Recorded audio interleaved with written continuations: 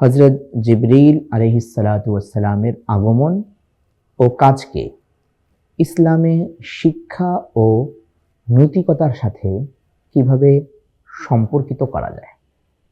সুপ্রিয় দর্শক, আসুন কোরআন সুন্নাহর আলোকে এই প্রশ্নের উত্তরটি গ্রহণ করার চেষ্টা করি। হযরত জিবরিল আলাইহিসসালাতু ওয়াসসালাম আল্লাহ সুবহানাহু ওয়া তাআলার সবচাইতে কাছের ফেরেশতা, ফেরেশতাদের সর্দার তিনি। নবীদের কাছে তিনি বার্তা নিয়ে আসতেন, ওহী নিয়ে আসতেন।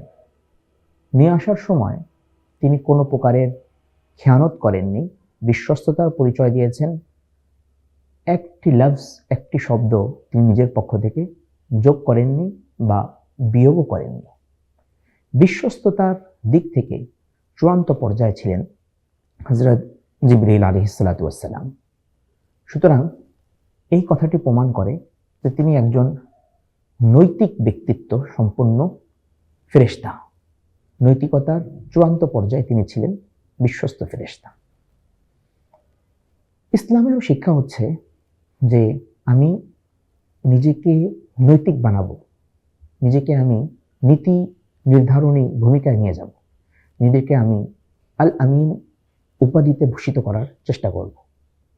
তো হযরত জিবরিল আলাইহিসসালাতু ওয়াসসালামের যে শিক্ষা, হযরত জিবরিল আলাইহিসসালাতু ওয়াসসালামের যেই নীতি নৈতিকতা, সেটা ধারণ করা ইসলামের গুরুত্বপূর্ণ একটি শিক্ষা।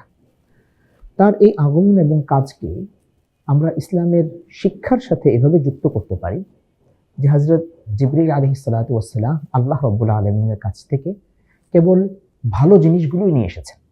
আর আল্লাহ তাআলার কাছে তো মন্দ কোনো জিনিসের কল্পনাই করা যায় না, ভালো জিনিসগুলো নিয়ে এসেছেন। ইসলামের শিক্ষাও হচ্ছে ভালো জিনিসগুলো ধারণ করা, মন্দ জিনিসগুলো ত্যাগ করা। তাই হযরত জিবরিল আলাইহিসসালাতু ওয়াসসালামের আগমন ও কাজকে আমরা এদিক থেকেও ইসলামের শিক্ষা ও নৈতিকতার সাথে যুক্ত করতে পারি যে আমরাও ভালো জিনিসকে ধারণ করব, যাবতীয় খারাপ জিনিসকে, মন্দ জিনিসকে পরিত্যাগ করব। তাছাড়া হযরত জিবরিল আলাইহিসসালাতু ওয়াসসালাম নূরের অধিকারী একজন ফেরেশতা ছিলেন। আমরা তো নূরের অধিকারী হতে পারবো না বা পরিপূর্ণ নূরে নিজেদেরকে নূরের মানুষ হতে পারবো না, আমরা মাটির মানুষ। তো মাটির মানুষ হয়ে নূরের সাথে কিভাবে সম্পর্ক করব, সেই শিক্ষাটিও আমরা হযরত জিবরিল আলাইহিসসালাতু ওয়াসসালামের কাছ থেকে পাই। আল্লাহ রাব্বুল আলামিন আসমানের এই ফেরেশতাকে বারবার জমিনে প্রেরণ করেছে। কেন? যাতে করে মানুষ তার নিজেকে অনেক বেশি উন্নীত করে। রাসূল করিম সাল্লাল্লাহু আলাইহি ওয়াসাল্লাম দোয়া শিখিয়েছেন, আল্লাহুম্মা জাআল ফি কলবি নূরা, হে আল্লাহ তুমি আমার অন্তরে নূর দান করো, আমার সামনে পিছনে, আমার ডানে বায়ে, আমার উপরে নিচে সর্বদিকে তুমি নূর দান করো। জিবরিল আলাইহিসসালাতু ওয়াসসালাম নূর দ্বারা তৈরি একজন ফেরেশতা।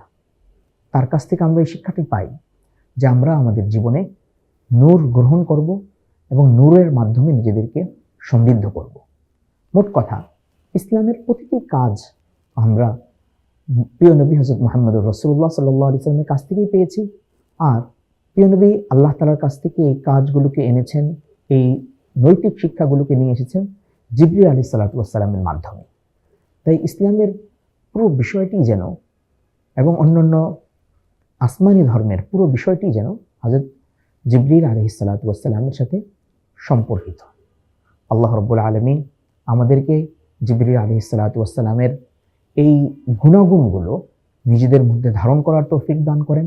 তার যে বিশ্বস্ততা, তার যে আমানত, সেই আমানতে নিজেদেরকেও গুণান্বিত করার তৌফিক দান করেন। আমিন। আসসালামু আলাইকুম ওয়া রাহমাতুল্লাহি ওয়া বারাকাতুহু।